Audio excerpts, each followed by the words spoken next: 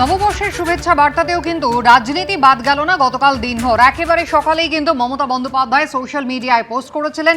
রাজ্যবাসীকে নববর্ষের শুভেচ্ছা জানিয়ে একটি ভিডিও তিনি পোস্ট করেন, যেখানে বিজেপি থেকে নির্বাচন কমিশনকে কড়া আক্রমণ করেছেন মুখ্যমন্ত্রী। দিল্লির জমিদাররা অনেক অত্যাচার করছে, ভোট কাটছে, অনধিকার প্রয়োগ করছে এবং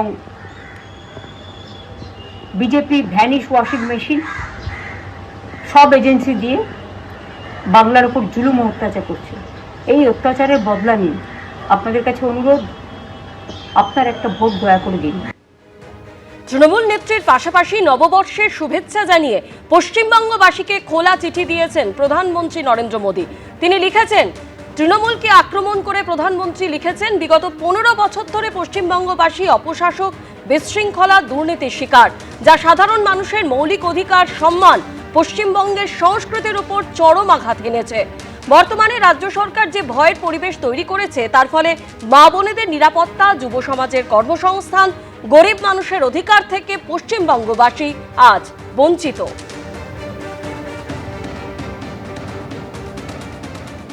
নির্বাচন কমিশন থেকে শুরু করে বিজেপি এই শুভেচ্ছা বার্তায় আক্রমণ জানিয়েছেন মমতা বন্দ্যোপাধ্যায় দুজনের উদ্দেশ্যে, এবং এসআইআর এর নাম বাদ যাওয়া নিয়েও সরব হয়েছেন সেই ভিডিওতে। যাদের ভোট বাদ গেছে, যারা আত্মহত্যা করছে এসআইআরের জন্য, তাদের জন্য আমার মন কাঁদছে। আমি জানি একটা পরিবারে 4 জন ভোট দেবে, একজন ভোট দিতে পারবে না, সেটা কেউই মেনে নিতে পারে না। তাই আসুন, আমরা দাঙ্গা নয়, রক্ত নয়, সন্ত্রাস নয়, অত্যাচার নয়, ওরা অনেক চমকাচ্ছে দিল্লি থেকে, কোনো চমকানি নয়। আসুন আমরা নতুন ভোট নিয়ে আসি। নববর্ষের শুভেচ্ছা জানিয়েছেন কেন্দ্রীয় স্বরাষ্ট্রমন্ত্রী অমিত শাহ। অনুপ্রবেশ নিয়ে ফের একবার হুঁশিয়ারি শোনা গেছে কেন্দ্রীয় স্বরাষ্ট্রমন্ত্রীর গলায়। हम सब आज नव वर्ष के दिन ये तय करना है कि बंगाल को घुसपैठियों से मुक्त करना है, बंगाल को कटमनी और सिंडिकेट से मुक्त करना है, भय, आतंक और भ्रष्टाचार उससे मुक्त करना है। ये दीदी और भाईपो ये सब कर सकते हैं क्या? अरे जोर से बोलो, कर सकते हैं। ये केवल और केवल नरेंद्र मोदी जी के नेतृत्व में भारतीय जनता पार्टी कर सकती है। বাংলা নতুন বছরের শুভেচ্ছা জানিয়ে পোস্ট করেছেন অভিষেক বন্দ্যোপাধ্যায়। তার অভিযোগ, বাংলাকে দুর্বল করার জন্য অপচেষ্টা চালানো হচ্ছে, বাংলাকে কলঙ্কিত করার, মেরুদণ্ড ভেঙে দেওয়ার চেষ্টা চলছে। এরপর তিনি লিখেছেন, পশ্চিমবঙ্গকে ম্লান করতে চায় এমন সমস্ত শক্তিকে পরাস্ত করেছে বাংলার অপরাজেয় মনোবল। এবারও সমস্ত অপশক্তিকে তা নিশ্চিতভাবেই পরাস্ত করবে।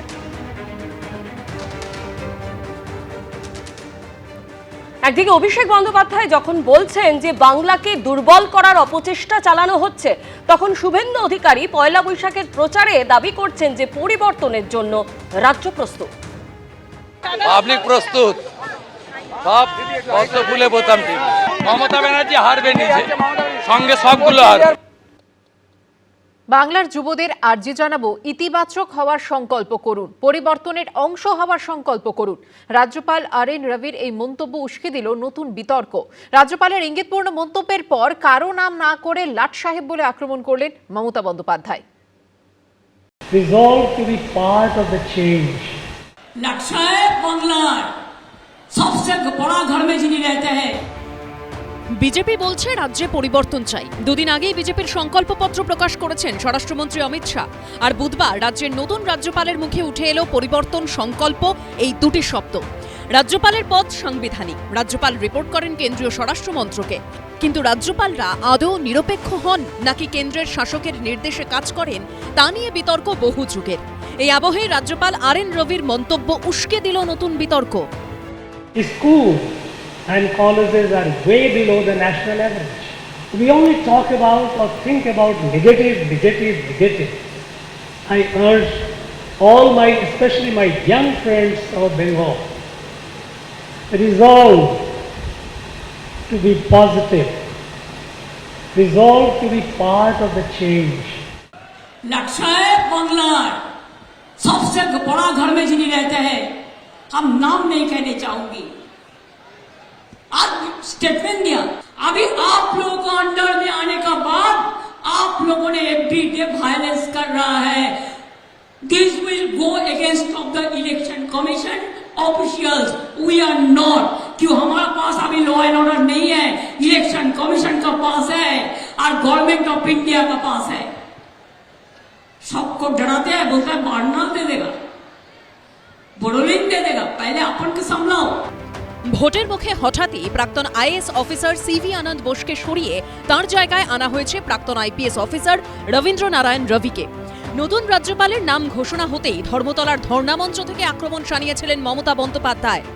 তামিলনাড়ুতে যখন তিনি ছিলেন, সুপ্রিম কোর্টে অনেক কমেন্টস তাকে শুনতে হয়েছে। তিনি কোনো কাজ করেন না বিজেপি ছাড়া, বিজেপির একেবারে প্যারেড করা ক্যাডার। বাংলায় ভোটের 1 মাস আগে কেন চেঞ্জ করলেন? কাউকে টাইম কমপ্লিট করতে দিচ্ছেন না। এরপর এবার রাজ্যপালের ইঙ্গিতপূর্ণ মন্তব্যের পর লাট সাহেব বলে আক্রমণ করলেন মমতা বন্দ্যোপাধ্যায়। রাজ্যপালও তো মানুষ, তিনি তো কোনো নির্দিষ্ট রাজনৈতিক দলের হয়ে কথা বলেননি। তিনি চেয়েছেন রাজ্যের উন্নতি, যে রাজ্যের তিনি রাজ্যপাল সেই রাজ্যের উন্নতি তিনি চাইবেন না। হাতে করি অন্যভাবে হয়নি, সেই জন্য উন্নতি চাইছেন। অন্যরকম হাতে করি হলে তো অবনতি চাইতেন, কিংবা সেরকম কেউ আশা করত। সে গুড়ে বালি।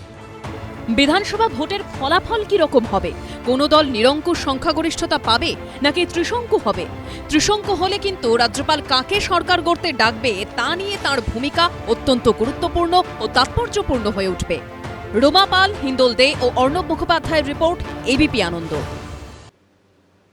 ভোটারদের হুমকি দিয়ে এবার জেলে গেলেন বিধাননগরের প্রাক্তন তৃণমূল কাউন্সিলর। বিধাননগরে তৃণমূল প্রার্থীর প্রচার সভা থেকে তাকে বলতে শোনা যায়, আপনি কাকে ভোট দিচ্ছেন সব জানতে পারবো, পরে বলো না কিন্তু ভুল হয়েছে। তৃণমূল নেতার হুমকির ভিডিও ভাইরাল হতেই গ্রেফতার করা হয় তাকে। আধার কার্ড আর ভোটার কার্ড লিঙ্ক আছে, আপনি কাকে ভোট দিচ্ছেন সব জানতে পারবেন, একটু খেয়াল রাখবেন।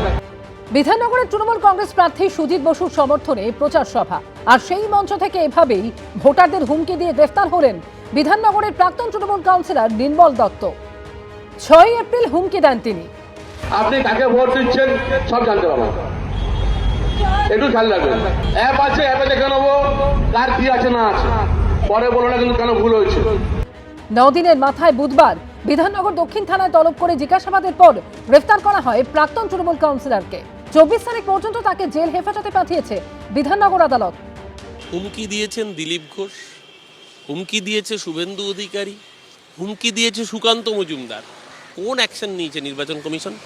নন্দীগ্রামে আক্রমণ করা হয়েছে তৃণমূল কর্মীকে, কলকাতার বুকে আক্রান্ত হয়েছে তৃণমূল কর্মী। হুমকি দেবে বিজেপি, নির্বাচন কমিশন চোখ বুজে অন্ধ ধৃতরাষ্ট্র হয়ে বসে থাকবে, আর তৃণমূল কংগ্রেসের কর্মীদের হুমকি দেওয়ার নাম করে গ্রেপ্তার করা হবে। বলার পরে পরেই গ্রেপ্তার হওয়া উচিত এবং হয়তো হয়েছেন, কিন্তু কথা হচ্ছে কার অনুপ্রেরণা এইসব কথাবার্তা বলছেন, মাথাটাকে তাকে খুঁজে বার করতে হবে, তাকে জেলের পেছনে রাখতে হবে। এত কিছুর পরেও এই হিম্মত হয় কি করে? ভারতীয় সংবিধান কিংবা ভারতবর্ষের যে আইন, তার বিরুদ্ধে যুদ্ধ ঘোষণার হিম্মত আসছে কোথা থেকে? এর আগে জেলায় জেলায় একই সুরে হুমকি হুঁশিয়ারির অভিযোগ উঠেছে বিভিন্ন তৃণমূল নেতার বিরুদ্ধে। দক্ষিণ 24 পরগনার মগরাহাটে তৃণমূলের যুব সভাপতি ইমরান হাসান মোল্লার ভোটারদের হুমকি দেওয়ার ভিডিও ভাইরাল হয়। জোড়া ফুলের বাইরে যদি কোনো ভুল করে হোক, যদি অন্য জায়গায় ভোটটা পড়েছে, পিঠটা ফুলে বালিশ হবে। বহরমপুরের তৃণমূল প্রার্থীর প্রচারে প্রায় একই সুরে হুমকি দিতে শোনা যায় তৃণমূল নেতা রাজু মণ্ডলকে। পদ্ম ফুলেও ভোট দেওয়া যাবে না, পরিষ্কারভাবে বলে দিচ্ছি, খাতা এন্ট্রি করা থাকবে, কোন বাড়ির কে ভোট দিচ্ছে আমরা সব মোটামুটি আমাদের ক্যামেরা থাকবে। এবার দক্ষিণ 24 পরগনা জীবনতলায় তৃণমূলের পঞ্চায়েত প্রধানকে ভোট গণনার পর স্টিম রোলার চালানোর হুঁশিয়ারি দিতে দেখা যায়। এখানে বেঈমান বিশ্বাসঘাতকতা করে খলতে নল চালাবার চেষ্টা করছে। গণনার সন্ধ্যার পর থেকে তাদের উপরে স্টিম রোলার চলবে। 23 ও 29 এপ্রিল 2 দফায় বিধানসভা ভোট। পার্থপ্রতিম ঘোষ, হিন্দোল দে ও ঝিরাম কনঞ্জয় রিপোর্ট, এবিপি আনন্দ। এবিপি আনন্দ, এগিয়ে থাকে, এগিয়ে রাখে।